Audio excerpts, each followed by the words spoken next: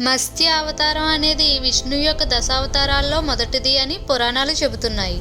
ఈ మత్స్య అవతారంలో విష్ణువు మహాచేప రూపంలో భూమిని మరియు వేదాలను రక్షించాడు. అసలు విష్ణువు మత్స్య అవతారం ఎందుకు ధరించారో మీకు తెలుసా?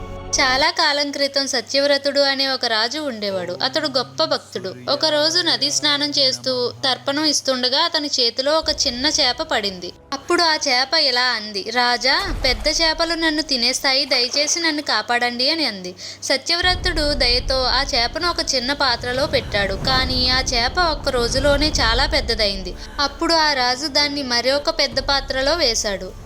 దానిలో కూడా అది చాలా పెద్దదైంది. అప్పుడు అతడు దానిని చెరువులో వదిలాడు. అక్కడ కూడా అది మరింత పెద్దదైంది.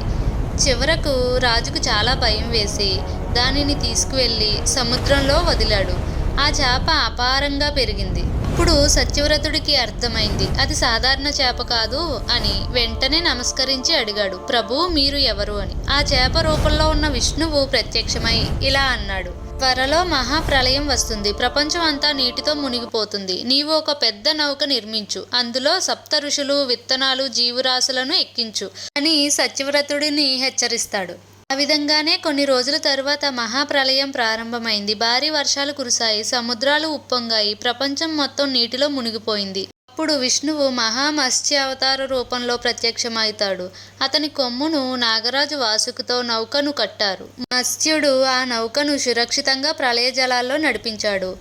ఆ సమయంలో హయగ్రీవుడనే అసురుడు వేదాలను దొంగలించాడు. మత్స్య అవతారంలో విష్ణువు అతన్ని సంహరించి వేదాలను తిరిగి తెచ్చాడు. ప్రళయం ముగిసిన తరువాత సత్యవ్రతుడు తదుపరి మనువుగా జన్మించాడు. అతనిని వైవస్వత మనువు అని పిలిచారు. ప్రళయ సమయంలో మత్స్యపు కొమ్ముకు కట్టిన పడవలో ఉన్నవారికి ఆ మత్స్యం ఎన్నో రహస్యాలు చెప్పింది. దాన్నే మత్స్య పురాణం అంటారు.